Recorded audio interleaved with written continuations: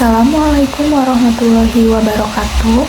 Kenalkan, nama saya Rania Hanifah dari kelas RMIK R3126 dengan NPM 26303044. Di sini saya akan memaparkan satu materi mengenai sistem saraf dari mata kuliah pengantar anatomi, fisiologi, patologi, dan terminologi medis. Sistem saraf ini merupakan sistem kompleks yang berperan dalam mengatur dan mengoordinasikan seluruh aktivitas tubuh. Sistem ini memungkinkan untuk melakukan berbagai kegiatan seperti berbicara, berjalan, menelan, bernafas, serta semua aktivitas mental seperti berpikir, belajar, dan juga mengingat. Sistem saraf juga membantu mengontrol bagaimana tubuh bereaksi dalam keadaan darurat. Fungsi sistem saraf ini memiliki beberapa fungsi.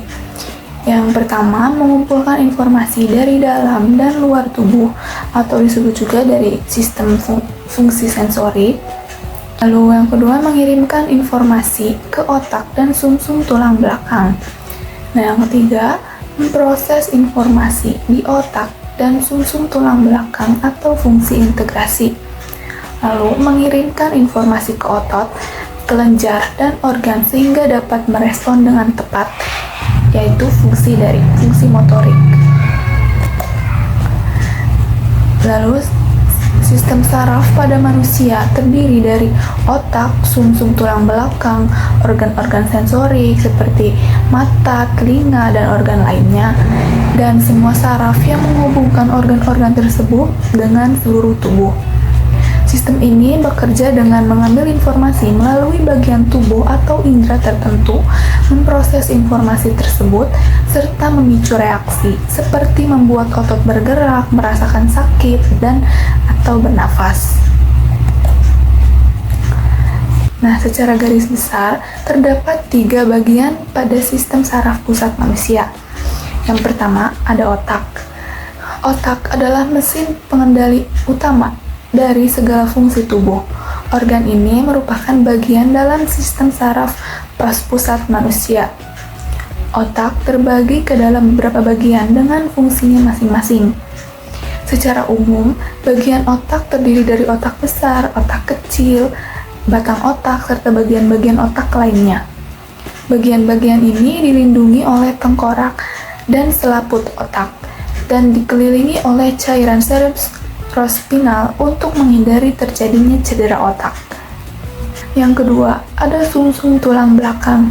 Sumsum tulang belakang langsung terhubung ke otak melalui batang otak dan kemudian mengalir sepanjang ruas tulang belakang. Saraf tulang belakang berperan dalam aktivitas sehari-hari dengan mengirimkan sinyal dari otak ke bagian lain dari tubuh dan memerintahkan otot untuk bergerak. Selain itu, sumsum tulang belakang menerima sinyal sensorik dari tubuh, memprosesnya, dan mengirimkan informasi tersebut ke otak. Yang ketiga, sel saraf atau neuron.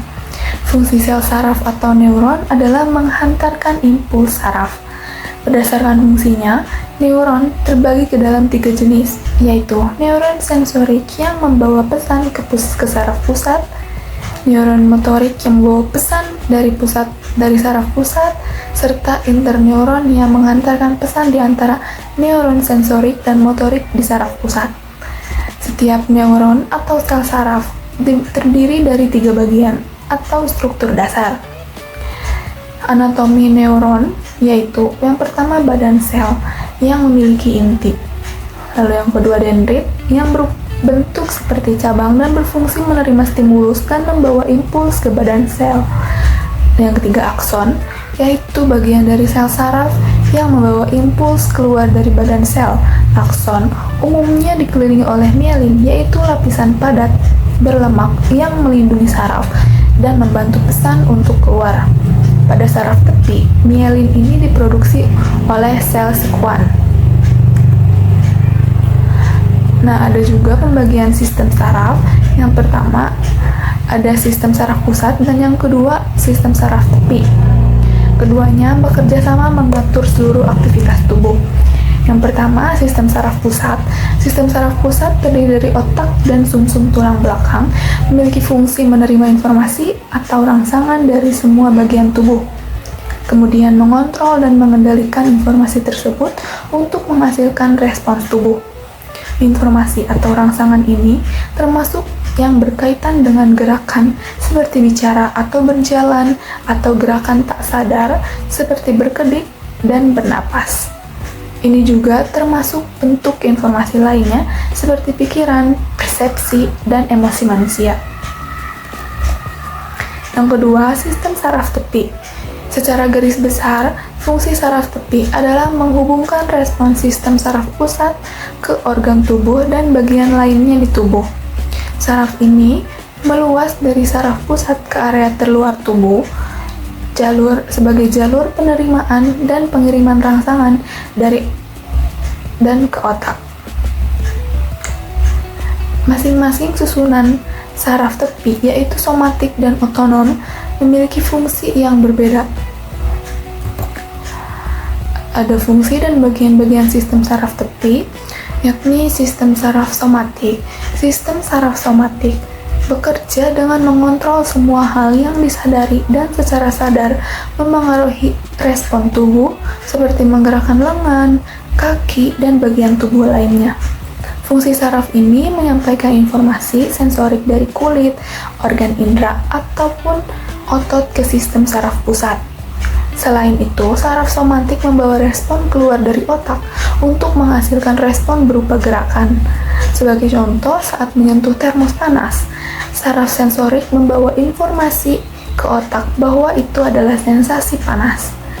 Setelah itu, saraf motorik membawa informasi dari otak ke tangan untuk segera menghindar dengan menggerakkan, melepas atau menarik tangan dari termos panas tersebut. Keseluruhan proses ini terjadi kurang lebih dalam waktu 1 detik. Yang kedua, ada sistem saraf otonom. Sebaliknya, sistem saraf otonom mengontrol aktivitas yang dilakukan secara tak sadar atau tanpa perlu memikirkannya. Sistem ini terus-menerus aktif untuk mengatur berbagai aktivitas seperti bernafas, detak jantung, dan proses metabolisme tubuh. Ada 2 bagian dari saraf ini, yaitu saraf simpatik dan parasimpatik. Yang pertama, sistem simpatik. Sistem ini mengatur respons perlawanan dari dalam tubuh ketika ada ancaman pada diri. Misalnya, mempercepat detak jantung, meningkatkan laju pernapasan, dan aliran darah ke otot. Lalu mengaktifkan kelenjar produksi keringat, serta melebarkan pupil mata. Yang kedua, sistem parasimpatik. Sistem ini gunanya menjaga fungsi tubuh normal setelah ada sesuatu yang mengancam diri. Setelah ancaman berlalu, sistem ini akan memperlambat detak jantung, memperlambat pernapasan, mengurangi aliran darah ke otot, dan menyempitkan pupil mata. Ada juga penyakit yang mempengaruhi sistem saraf. Ada Alzheimer, penyakit yang memengaruhi fungsi otak, ingatan, dan cara berperilaku. Lalu Parkinson, gangguan yang terjadi ketika sel saraf tidak menghasilkan cukup dopamin, yaitu bahan kimia yang sangat penting untuk kelancaran kontrol otot dan gerakan. Lalu multiple sclerosis, penyakit yang ditandai dengan adanya kerusakan pada selubung pelindung atau mielin yang mengelilingi serabut saraf di otak dan sumsum tulang belakang. Lalu Bell's palsy, kondisi lemah atau lumpuh tiba-tiba pada satu sisi wajah ketika adanya peradangan pada saraf di wajah. Lalu epilepsi, kondisi yang ditandai dengan kejang yang berulang atau kambuhan akibat adanya gangguan aktivitas listrik di otak. Lalu meningitis, merupakan salah satu penyakit infeksi saraf yang menyebabkan selaput di sekitar otak dan sumsum tulang belakang mengalami radang. Lalu encephalitis merupakan penyakit infeksi yang ditandai dengan munculnya peradangan pada jaringan otak, tumor otak, gumpalan sel abnormal yang tumbuh di otak, Gumpalan ini bisa jinak, tetapi bisa juga ganas atau kanker otak. Lalu kemudian cedera otak, cedera terkait otak yang memengaruhi seseorang secara fisik, emosional, dan sikap. Cedera bisa berupa cedera traumatik dan non-traumatik. Lalu cedera tulang belakang, kerusakan pada sumsum tulang belakang hingga menyebabkan hilangnya fungsi, perasaan, dan mobilitas tubuh. Kerusakan saraf akibat gangguan atau penyakit tertentu menyebabkan bekas luka atau lesi di sistem saraf. Ini berarti neuron sudah tidak dapat lagi mengirim sinyal ke seluruh tubuh dengan benar.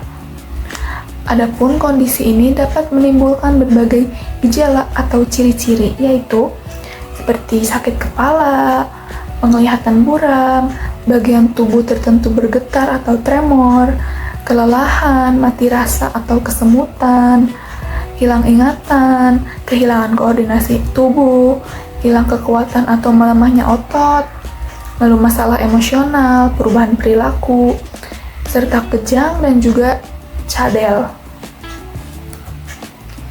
Nah, itu saja yang dapat saya sampaikan. Kurang lebihnya saya meminta maaf. Terima kasih atas perhatiannya. Wassalamualaikum warahmatullahi wabarakatuh.